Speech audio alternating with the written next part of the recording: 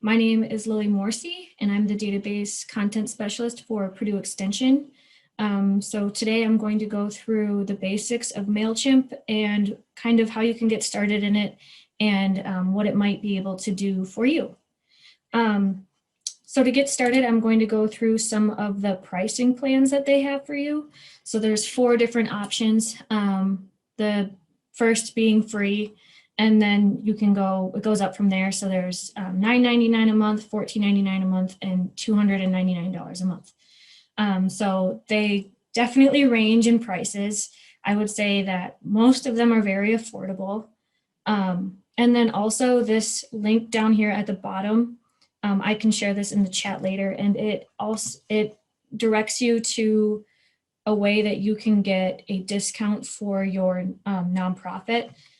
So in order to go ahead and get a 25% discount, you would want to first sign up for a free account, link your county website, and then there will be, this will kind of go through, this website goes through how you can go ahead and apply for that discount. And then you'll also get even further a 10% discount, an additional 10% discount if you wanted to set up a 2-factor authentication, like a security, kind of like how we have our dual mobile app. And so what that will do is it'll just provide more security. So Mailchimp does have good security, but it'll even be backed up farther with that. So this link that I will share with you guys in the chat is a great way to get that discount. So one thing to keep in mind is that all of these different packages come with different audiences that you're able to have and the amount of context that you're able to have. So one nice thing that Mailchimp does do is that it allows for you to pay as you go. And so essentially that means if there's a few months that you think you're really going to be using this, maybe you have an event coming up, you can go ahead and purchase as many contacts as you would want, and then you can kind of stop that payment for those months that you don't think you're really going to be using it. So that is a great option for anybody who's kind of unsure about this, or they think that they're going to be an unfrequent sender. So those are the, that's how it goes as far as pricing. And then Mailchimp will break your contacts into different audience types. So there are 5 different audience categories that it's going to break your contacts into. And those are going to be your subscribed audience members, your subscribed contacts, the ones who want to be getting all of the emails that you're going to be sending. Your unsubscribed, those who might have been a member before and might have been receiving your emails before, but now they no longer want to. So they also count towards your contact limit. So that's something that that link that I'm going to share will explain to you who counts in your contact limit per which plan you have paid for. So one really important thing to keep in mind is that if you do go over your contact limit, Mailchimp will charge you for any overages. So it's just an important thing to kind of keep in mind how many contacts you are using and different things like that. But I can kind of, at the end, I'm going to show you how I use it and how I think I have the free plan. So I'll show you how I find it to be beneficial. And I really only have 2 contacts in my plan. So I'll show you how I use it, but you might use it differently, and whatever works for you is great. So then all of these other ones are different. So the pending would be somebody that maybe provided information but has not accepted the request to get the emails. The non-subscribed would be somebody that might not have wanted to give any information, but they attended something, so that you do have their information. And the cleaned would be somebody who has your emails, but maybe their email is not working. So there's kind of a broken link there. So they all mean something different, and they all kind of count towards your contact plan. So then moving on from that, I'm going to step away from this, and I'm going to show you Mailchimp. So when you sign up for Mailchimp, this is what it looks like as soon as you sign in. And then to head to the dashboard, you first click the logo at the top, this winking monkey. And so the dashboard is over in this area, and you can, the dashboard is right underneath your name where you sign in and you make your account. So I made my account with my Purdue Extension email, and then I linked the state extension website. So that's how I did it. So when you first log in and you first set it up, it's going to ask you if you want to connect a store. So I really don't think that this would be applicable to any of us. This would be more applicable to somebody who might specifically have a store. And there's more things that you can do in Mailchimp than just send emails. So you can also create surveys, and postcards, social media graphics. There's a lot of different things that you can do, but today I'm just going to show you emails, and then the emails and kind of an email template. Those are the two that you're pretty much going to want to be using it for.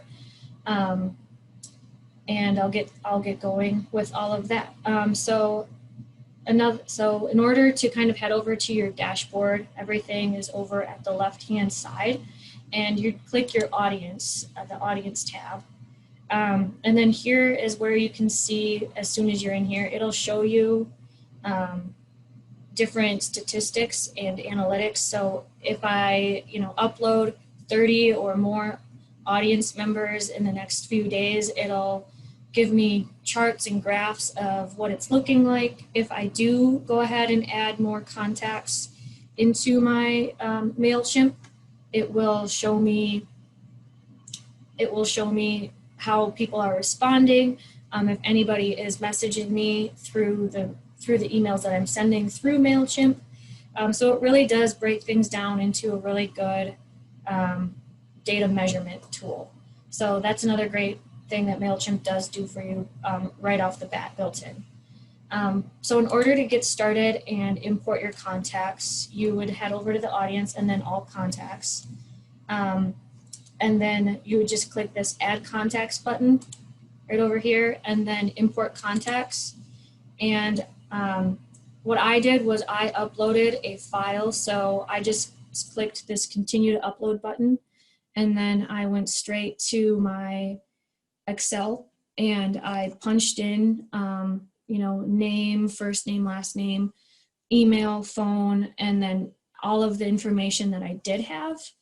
As you can see, I only have 2 people in mine right now. And it does give you a preview of the things that it is looking for. So it does kind of give you a template of how this should look. And then from your Excel file, you're just going to download that as a CSV and then upload that right into your contact or your audience list on Mailchimp. Just kind of like I had showed you in the add contacts and then import contacts. So that's how you would add your contacts straight from Mailchimp. There's also a way to do it manually. I did not do it manually, but there is a way to do it manually for anybody who wants to do that. The other great thing that Mailchimp does do for you is if I go ahead and upload a new file and I already have these 2 in that new file that I'm uploading, it will not duplicate them. So it'll tell me that there's a similarity between the 2 that are already in Mailchimp and 2 that I'm trying to put in again, and it won't create any replicas. So that is a great thing that they also do for you. They kind of check for duplicates for you. And then another thing that you can do to add audience members is just by creating a landing page. So you can just kind of already go ahead and create a landing page right on your website. So if you're using anything like Google Sites, you can kind of create this landing page where whenever somebody from your organization or your club goes right into your Google site that they have access to, they will kind of be hit with this little advertisement that wants them to plug in their information and then sign up for emails. If they choose not to do that, that's up to them. But if they go ahead and choose to do that, then their information will just be populated right into your Mailchimp account. So that's another great thing, that you can also do it that way. And then it does really integrate well with other platforms.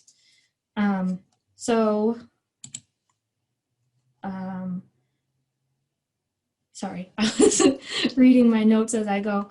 And then in order to start creating your email, I'm going to show you a few things that I find very helpful. So you'll just head over to the dashboard, and then you'll select this create button at the top. Oops. And then you can select email or email template. So if you create an email template, it's going to sort of save the template so that you can kind of repopulate new information for the next time you're sending an email. It kind of eliminates any work that you're going to need to do next time. If you find something that you like and you know you're going to have a continuation of this email, creating an email template will really help you. It'll hold your logos in the area that you want them, and then all you have to do is change the text and alter any features that you want to that way. But what I'm going to do is I'm going to create just a single email right now. I'm just going to name this. So give it a name. You can always change the name later too if you decide that you don't want it to look like that. You don't have to go ahead and fill all of this in right now, but you can. So you can go ahead and choose which audience or contacts member that you want. So with the free account, you're really getting one audience. So if you choose to, you click to send it to your audience, you're going to be sending it to everybody that you have populated.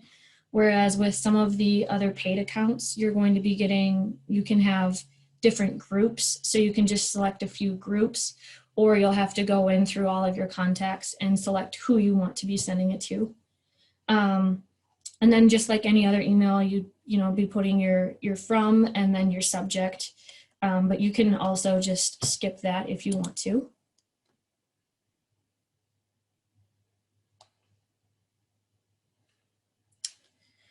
Okay, so with the free account, you get 2 featured templates that it'll let you work with, or you can just go with these blank ones that give you the widget holders. With that, again, you get these 2. So any of these other ones, these come with a paid account. I found that I can pretty much make my emails look the way that I want them just by using the first free one. Because you can really just kind of play around with these content blocks. So if you decide that you do want to go ahead and add a logo, you can just click this edit button up at the top of your logo.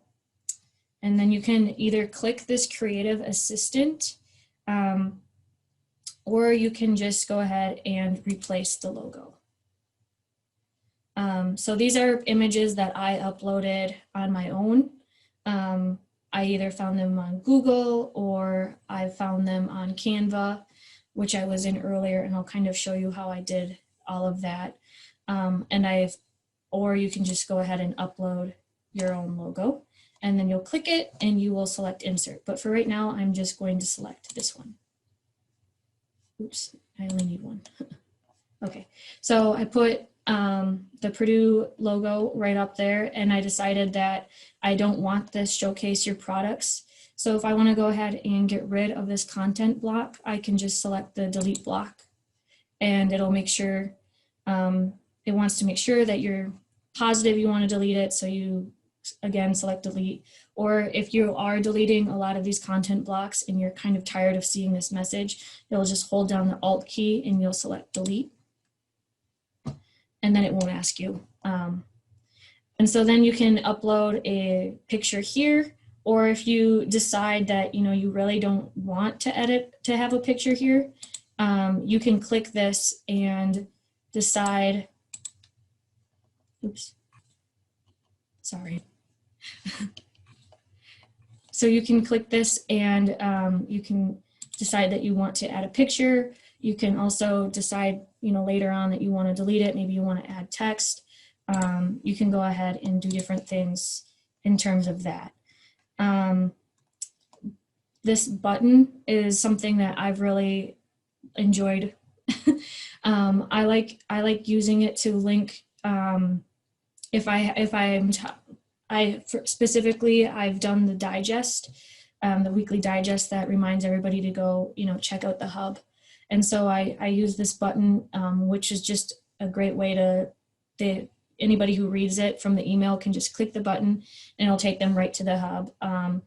So if you're creating an email that's talking about maybe a site that you have or an event and you have a Zoom registration, this button would be something great where they can just click it and it'll take them right to the Zoom registration. So it'll ask you what you want to put in your button text, and you can just go ahead and type over that. And then you can give it an address. So it'll ask you what kind of address you want, whether that's email or a file or a web address. So I'm just going to go ahead and link it to the hub. And then I'm going to make sure that I click Save and Close. If I decide that I don't really want these, or maybe I just want something else completely here, I'm going to drop my content block in, and then I'm going to delete the one that it gave me before. So then ultimately, if I feel like everything is kind of looking good, but I would like to see what it looks like, I can select the preview button at the very top of the ribbon, and then just go ahead and see what it looks like in the desktop version. So with the free version, you'll notice that you can see what it looks like on your desktop and the mobile. So you can see what it looks like for somebody who might be on their cellular device, but I can't see what it looks like in an inbox. So in order to use the inbox preview, that would be something that you get with a paid account. But the other good thing about, oops, sorry, lost my mouse. The other good thing about all of it is that you can send a test email to yourself. So these are all different things that you can do, but what I typically do is I preview it in desktop and mobile, and then I'll send a test email. And you can click however many people you want to send it in a test email. But one important thing to note is that within a 24-hour period, and I do believe this goes for paid accounts too, that you only get a few, you only get so many test emails to send within a 24-hour period. So one thing that I ran into is I was sending myself so many test emails just to make sure that everything looked right, or I might have noticed that I didn't like the way that it looked a certain way. And then it turned out that I had gone over my allotted limit in that time period. So what I needed to do was I needed to replicate my exact email and essentially send myself the duplicate. I can show you how I did that. It was really just a click of a button, and then I was able to go ahead and send that duplicated copy again, 20 times within a 24-hour period. So that's just something to make sure that everybody's aware of. So if you're sending yourself all of these test emails, you eventually will get an email telling you that you've sent a test email too many times, and that you either need to wait 24 hours or you could just replicate your exact project and then send that replicate to yourself. So that is one thing to note that I learned. So I can go ahead and send myself this test email. Another good thing to make a note is that it will send to your spam at first.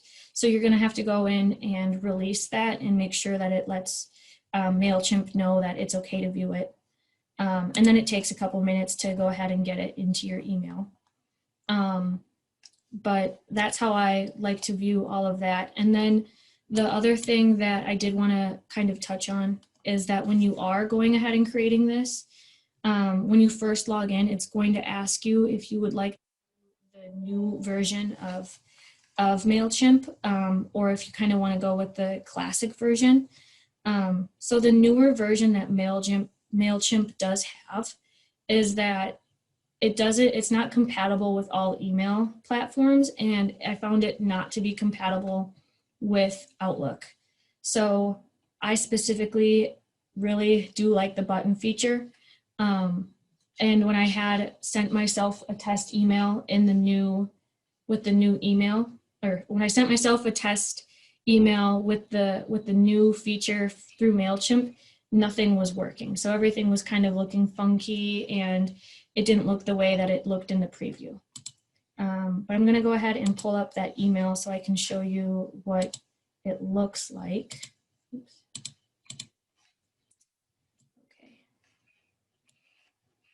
Oops. Okay, so you can see that it came through right at the top, and it just says test. So if I right click and I download my pictures, this is what it looks like when I go through.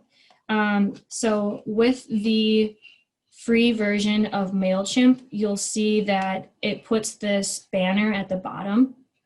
In order to get rid of any of that, what I have done in the past is I will just go ahead and forward this. I'll delete all of this stuff at the top, and then I'll go through and I can now I can delete that. If you send an email to everybody straight from Mailchimp, unless you have a paid account, it will always keep that. So that's something to keep in mind, that there are ways to kind of go about getting things to look the way you want with the free version. You just might need to send it to yourself in a preview and then send it on to anybody else that you want. So that would also be this would also be another great way to, if you have more than 2,000 contacts, but you're not really wanting to pay for an account, you can go ahead and create a free email and then send it to yourself, and then send it to more than 2,000 contacts if you need to, just throughout your own email. You can go ahead and delete any of this and just kind of play around with get it to look the way that you want, all within your own email. So that is another great thing that you can do. I'll show you the content. Sorry, what's the name? The Content Studio. So the Content Studio is it's a new feature that Mailchimp does have, and it's really beneficial for getting any of your graphics to look clean and kind of on brand. So when I first created my account with Mailchimp, I did link the Purdue Extension website, and it pulled all of this, all of the photos, and it gave me a lot of the brand colors and fonts straight from the website, which was really great. I kind of chose this brand personality, but you can either choose to not make a brand personality, or you can go ahead and make one. And you can also update different designs, and you can go ahead and edit the colors. So I specifically found all of these colors by just heading over to the hub and then going underneath this marketing tab and then branding and graphics. And then making sure that I click this visual language and color palette. And then from here, I was able to take some of these hex numbers, some of the codes, and then I'll just go ahead and put it right into here, which will give me the Purdue gold that I want, and all of the different colors to make sure that it's on brand. So then when I'm going ahead and creating my email, I can just kind of work with the color palette that I have and I won't have to go through and try and get the exact gold or the exact font that I want to be using. So that's something that is a new feature that they have that makes things nice and easy to work with. So you can just use any of these if you want to use this as a header for your email, or just put it in there somewhere. Or some people are using Mailchimp for social media graphics, which I think that any of these would be excellent to work with.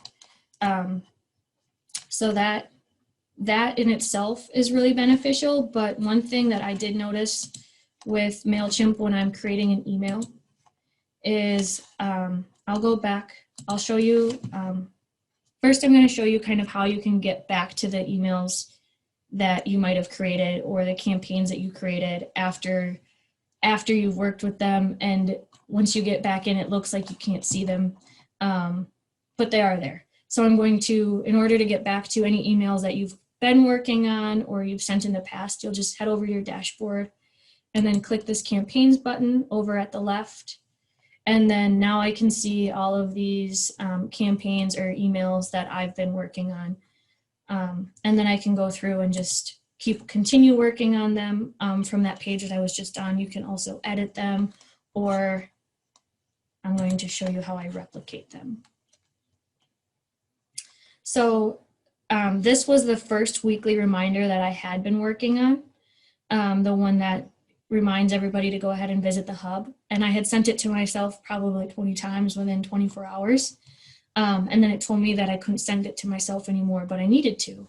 So what I did was I just went down to this drop down arrow right by the edit tab and I clicked replicate. And once it loads, I'll show you that it just created a duplicate one for me. And now I can go ahead and send this exact same one that I had before 20 more times. So that's how you can go ahead and use that. Down here at the bottom, you can also share your campaign. So if you just want to share it with a few people, you can give them this link and then they can go ahead and work on it with you. So that is another great thing, but I will go back to my campaigns that I was at before and head back into here.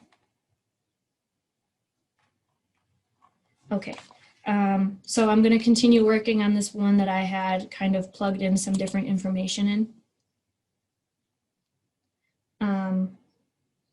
Once it loads, I will show you that, oops.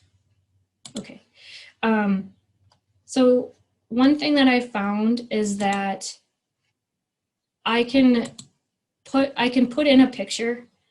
I'll just insert this really quick. So I can put in a picture, but if I want to go ahead and put text over this, it gets really confusing.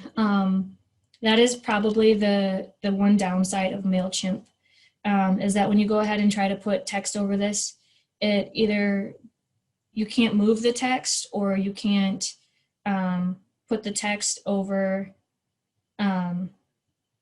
You can't put the text with anything, like you can't change the color of it. It just, everything kind of starts to get a little bit more difficult and challenging to work with. So the best way that I found to do it was I actually just went straight into Canva and I clicked one of these Facebook covers and I just designed this on my own.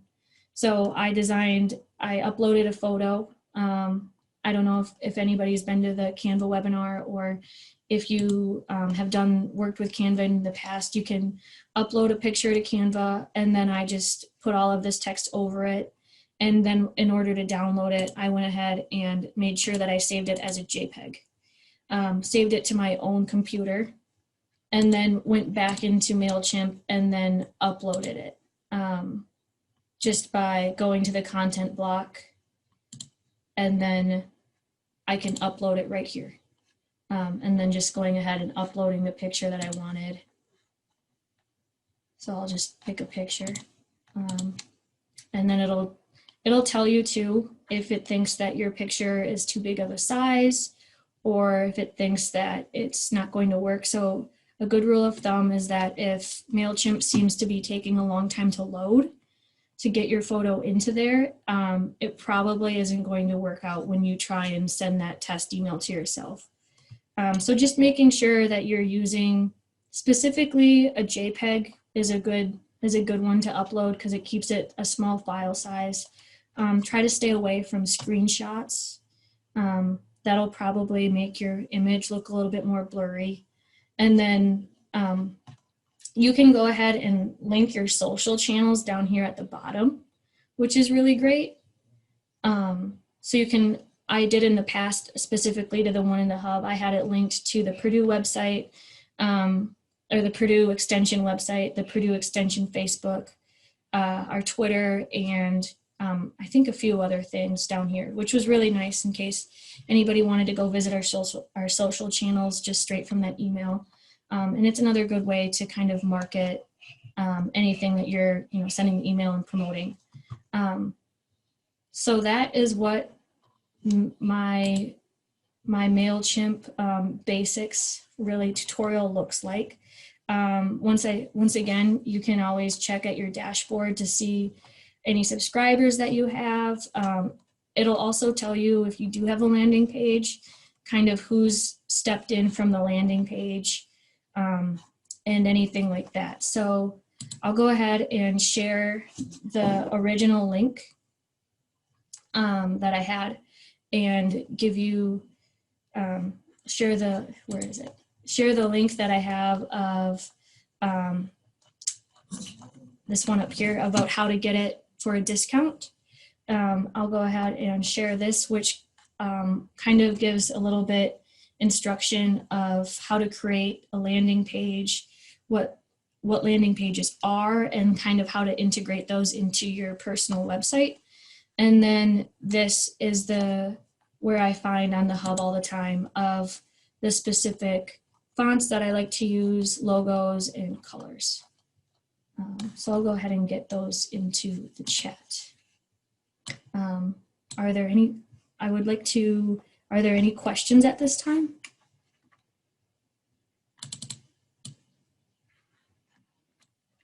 Looks like you have a couple of questions, Lily. I posted some information about unsubscribe, but Tanya had a question. What if someone unsubscribes? Do they stay in contacts but just not receive emails? Yes. So if somebody does unsubscribe, all of their data stays into your Mailchimp contacts, but they're no longer going to get those automated emails that they were getting before. So that's a really good question. So Mailchimp does store them. I'm not positive that they don't count towards your allotted contact number. That's something, I think that if they unsubscribe, they don't stay in your allotted contact number, but if they haven't necessarily clicked the non-subscribe, but they're not making any sort of communication within, they're not engaging in any communication, then they do count. So that's why Mailchimp kind of breaks it into those 5 audience groups. And from there, they choose which ones count towards your allotted contact numbers and which ones don't. I hope that helped. You can remove that like subscribe, unsubscribe option if you're doing it from like Outlook too, right? Yes. Yeah. Yes, you can. And then you had another question from Lisa. Does it go to everyone's spam first or just Purdue? It shouldn't go through spam at all. It's, yeah. Yeah, it shouldn't go through spam for all of them. I don't think so. So that's a great question. I could ask about that one and then get back to you. So like I was saying, what I like to do is I like to create my email and then send it to me. I like to create my email and then send a preview to myself, and then I'll go ahead and forward it to CES Everyone after I've kind of edited it. So I don't worry about it getting in anybody's spam because it's straight coming from my Purdue email. But I would need to check on that for you. I don't believe it would, especially if you're sending it to others who might not necessarily have a Purdue email, or they should be. What I was noticing when I was sending myself the MailChimp before I had accepted MailChimp as an OK sender is that it was still telling me that there was something in my inbox. So that should also happen from them. So I was getting emails from MailChimp letting me know that there was something.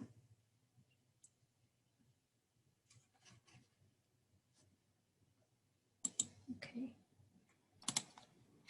Another question there. What happens to emails that bounce?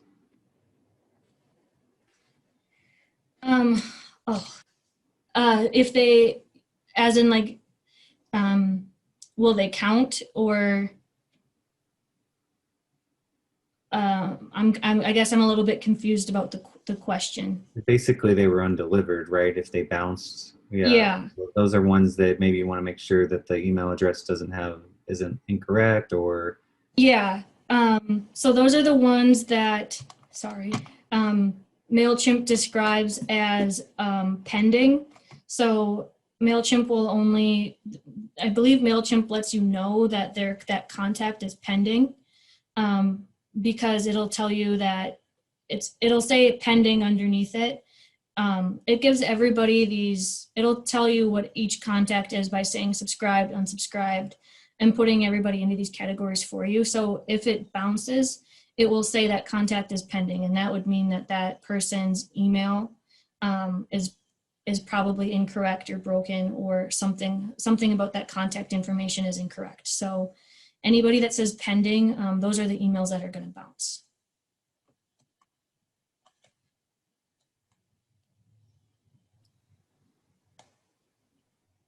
that was the last question we have so far. So, Okay. So I have a question. I'm actually, knowing that you only use this to create your email and then that you still use Outlook, I'm not sure maybe it's the right answer for me. But one of the reasons I was looking at something different is because when I send my mass emails, I will get back, and no matter how much I clean up my email list, I will get anywhere from 10 to 25 of them back.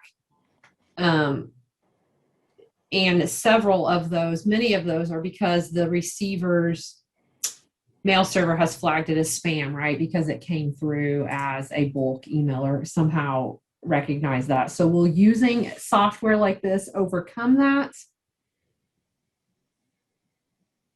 you want me to answer that? Yeah. From what I've heard, and I know a lot of people have reached out to Lily too with MailChimp, is that they've had a lot of success with it. I think the reason why I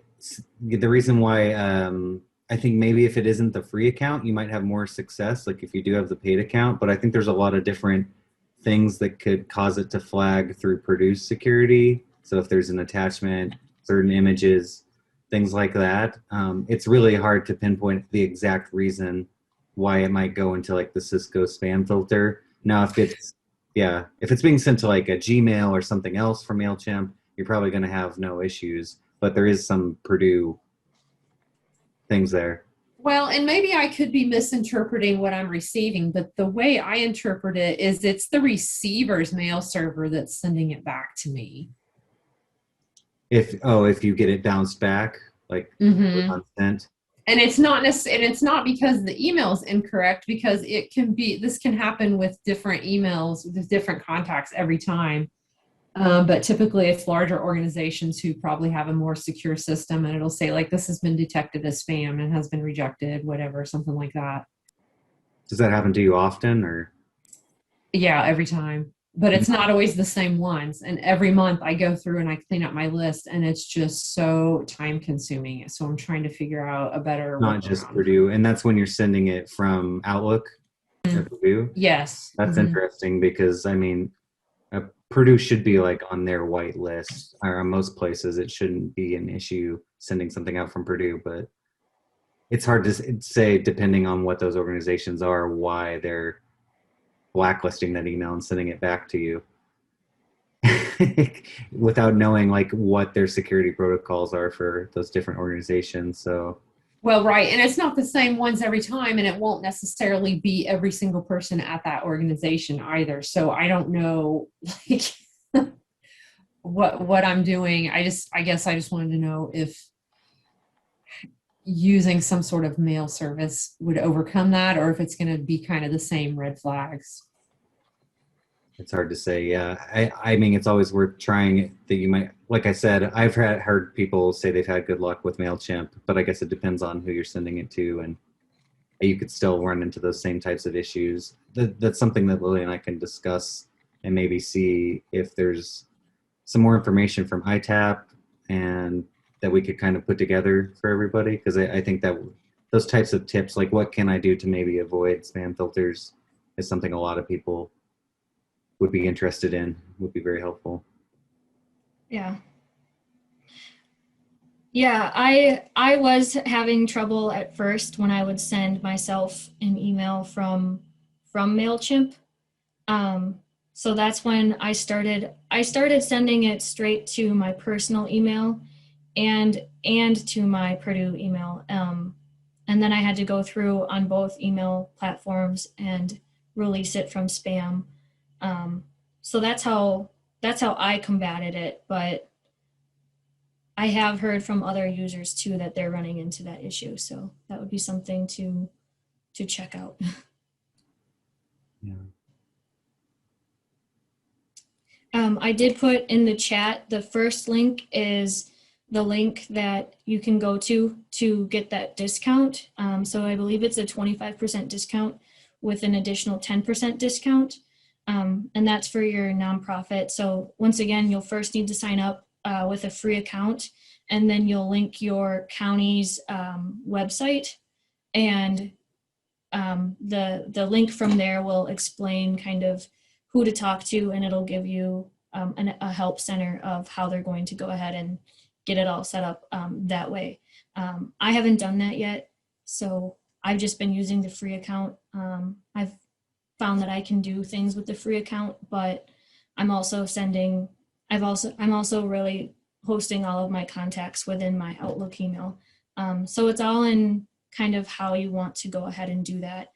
And then the second link that I shared is the landing page. So that would be if you want to kind of create a pop-up for when somebody does enter maybe your Google site or some page that you have about getting them to subscribe. So then they'll plug in their information and it'll just kind of all import right into your Mailchimp account without you having to go ahead and add them.